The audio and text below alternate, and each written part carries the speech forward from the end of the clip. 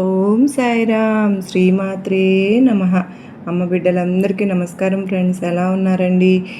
అమ్మవారి దయ వలన అందరూ సుఖంగా సంతోషంగా ఆయురారోగ్యాలతో ఉండాలి అని మనస్ఫూర్తిగా అమ్మవారిని కోరుకుంటూ, ఈరోజు అమ్మవారు మనకు అందిస్తున్న సందేశం ఏంటి అంటే మనం వెంటనే తెలుసుకుందాం ఫ్రెండ్స్. ఈ అమ్మవారు మన కోసంగా గొప్ప శుభవారు. ఈ రోజుతో నీకు ఉన్నటువంటి పరీక్షా కాలం మొత్తం కూడా తొలగించబోతున్నాను. ప్రాప్తం ఉంటూనే ఈరోజు ఈ దుర్గమ్మ చెప్పే మాటలు నీ చెవిన పడతాయి అని అంటున్నారు. మరి ఈ సందేశానికి ఉన్నటువంటి పరమార్థం ఏమిటో తప్పకుండా తెలుసుకుందామండి. అంతకంటే ముందుగా మన ఛానల్ కనుక ఎవరైతే కొత్తగా చూస్తున్నారా ఛానల్ని సబ్స్క్రైబ్ చేసుకుని, వీడియో కనుక మీకు నచ్చినట్లయితే లైక్ చేసి సపోర్ట్ చేయండి ఫ్రెండ్స్. అమ్మవారి సందేశం గురించి తెలుసుకుందామా? ఈ జీవితంలో ఇప్పటి వరకు ఎన్నో పరీక్షలను ఎదుర్కొని, చాలా ఇబ్బందులను కూడా ఎదుర్కొని, ప్రతిరోజు కూడా బాధపడుతూ ఇక ఈ జీవితంపై విరక్తిగా ఉంది దుర్గమ్మ అని ప్రతిరోజు నా వద్ద మొరపెట్టుకుంటూ ఉన్నావుగా. నీ పరీక్షా కాలం నేటితో ముగియబోతోంది. అందుకు నీకు ముందుగా శుభాకాంక్షలు తెలియజేస్తున్నాను. ప్రతి మనిషికి కూడా వారికి వారు పెట్టేటటువంటి, అంటే కాలం పెట్టేటటువంటి పరీక్షలకు ఎవ్వరూ కూడా అతిథులు కారు. అవి ఎన్ని రోజులు ఉంటాయో మనం కూడా చెప్పలేం. అదంతా కూడా విధివ్రాతను బట్టి ఉంటుంది. అనుభవించినటువంటి పరీక్షా కాలం అంతా కూడా ముగియబోతోంది ఇప్పటి వరకు. తరువాత నీ జీవితం అంతా కూడా పూల బాటలో నడవబోతోంది. కనుక ఇక ఈ రోజున ఈ దుర్గమ్మ నీ కోసం చెప్పేటటువంటి మంచి మాటలను నీ చెవిన పడబోతున్నాయి. అంటే నువ్వు ఎంతో ప్రాప్తం ఉండబట్టే, చేసుకోబట్టం వల్లే ఈరోజు ఈ సందేశాన్ని నువ్వు వినబోతున్నావు. కేవలం నేను ఉన్నానని నువ్వు నమ్మితే చాలు. నేను నీతోనే ఉంటానని ఎన్నోసార్లు చెప్పాను కదా, అదే ఈరోజు నిజం కాబోతోంది. నీలో ధైర్యాన్నే ఇప్పుడు నేను జాగ్రత్తగా ముందుకు నడిపించబోతున్నాను. ఇప్పటి వరకు నువ్వు ఎదుర్కొంటున్నటువంటి సమస్యలు కావచ్చు, లేదంటే నీకు ఉన్నటువంటి పరీక్షా కాలం కావచ్చు, ఇదంతా కూడా నీ చుట్టూ ఉన్నటువంటి మనుషులు, అలాగే సమాజం గురించి నీకు ఒక మంచి అవగాహన వచ్చేలాగా నీకు బాగా తెలియజేసేలా చేసింది కదూ.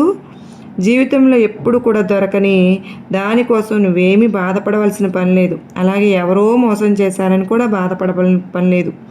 ఈరోజు నువ్వు అనుభవిస్తున్నటువంటి బాధ అయినా సుఖమైనా అది నీకు భగవంతుడు ఇచ్చిందే అని తెలుసుకో. ఎవరికి ఎప్పుడు కూడా భయపడకు. ఎవరి వద్ద తలదించుకోవద్దు. అందరితోనూ ప్రేమగా గౌరవంగా ఉండేందుకే ప్రయత్నించు.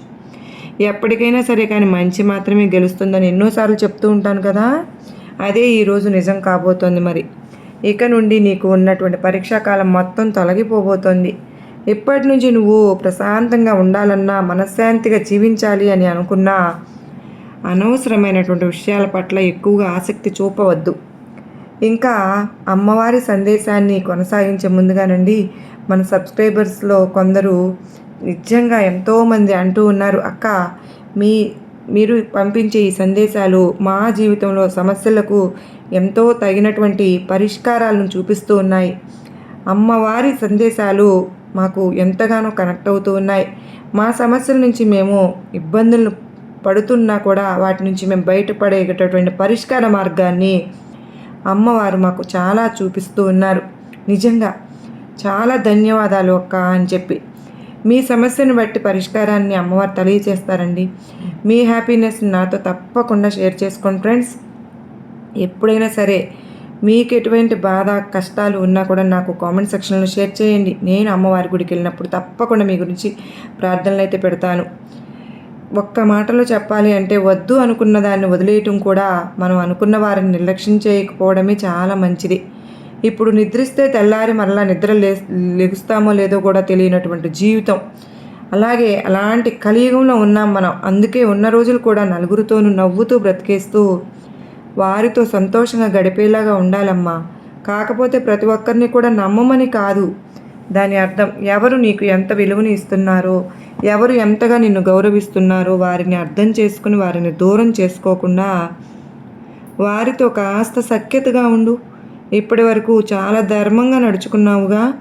ఎందుకంటే ఎన్నో కష్టాలు సమస్యలు ఉండడం వలన, వాటి గురించి నీకు పూర్తిగా అవగాహన ఉండడం వలన సమస్యల్లో కష్టాలలో ఉన్నవారు భగవంతుని ఎప్పుడు కూడా విడిచిపెట్టరు.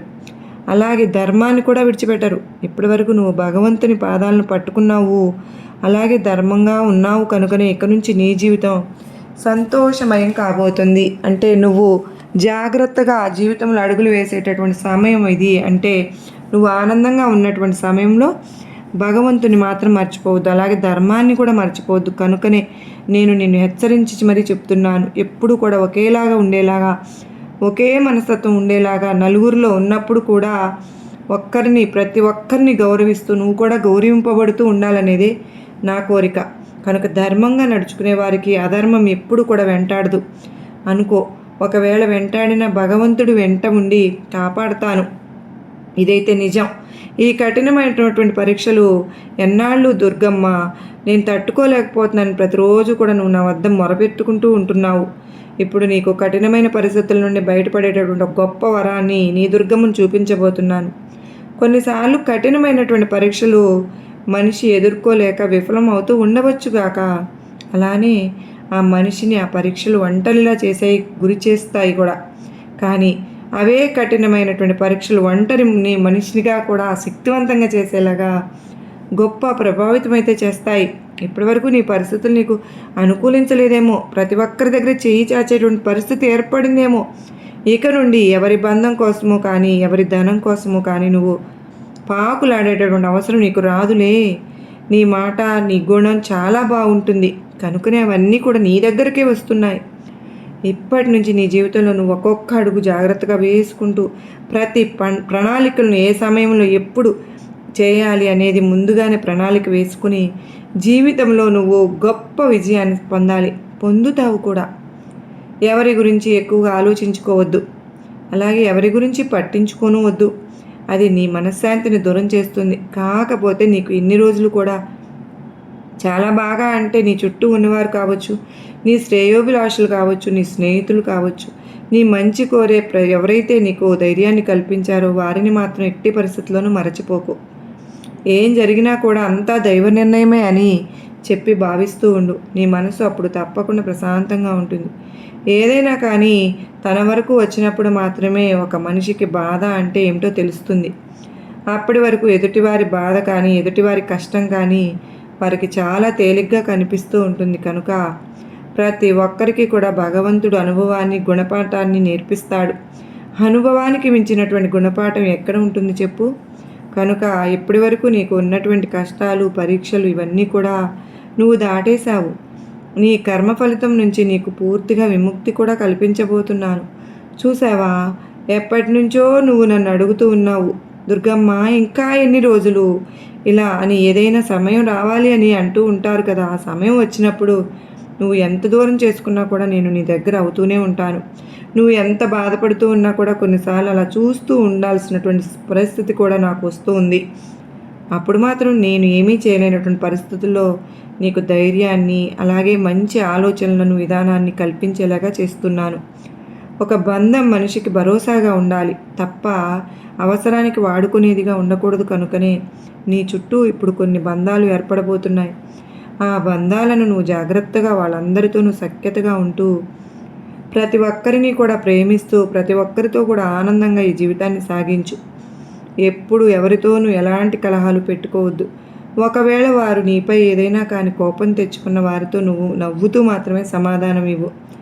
దానివల్ల నీకు, నీ కుటుంబానికి ఎలాంటి నష్టము కానీ, ఎలాంటి కీడు కానీ జరగదు. ప్రతి ఒక్కరిని కూడా ప్రేమిస్తూ ఉండమని చెప్తున్నాను. ప్రతి ఒక్కరితో కూడా సంతోషంగా ఉండు అని చెబుతున్నాను. అది నీకే మంచిది.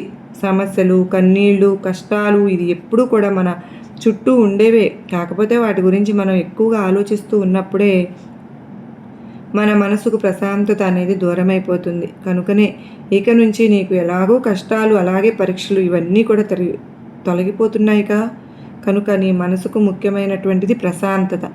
అది ఉంటే ఎంత డబ్బు లేకపోయినా, అలాగే ఏ బంధం లేకపోయినా, ఎవరు లేకపోయినా కానీ సంతోషంగా ఉండవచ్చు.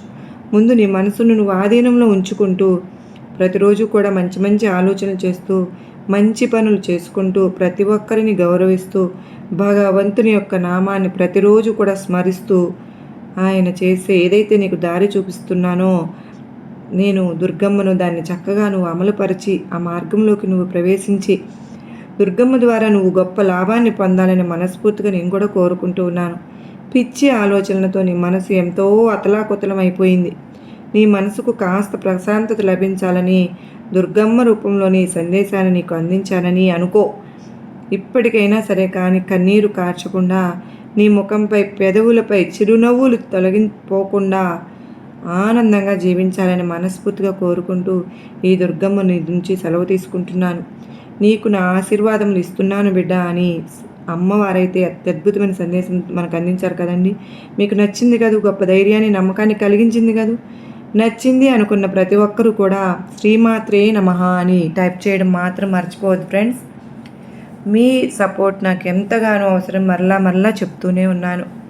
మీరందరూ కూడా నాకు సపోర్ట్ చేసి మీ సహకారాన్ని నాకు అందిస్తున్నారు, ఇంకా అందించాలని కూడా నేను కోరుకుంటూ, మీ అందరి కుటుంబాలపై అమ్మవారి కృపా కరుణా కటాక్షములు ఉండాలని నేను కూడా మనస్ఫూర్తిగా కోరుకుంటూ, ఓం సాయిరాం శ్రీమాత్రే నమః. సర్వే జనా సుఖినో భవంతు.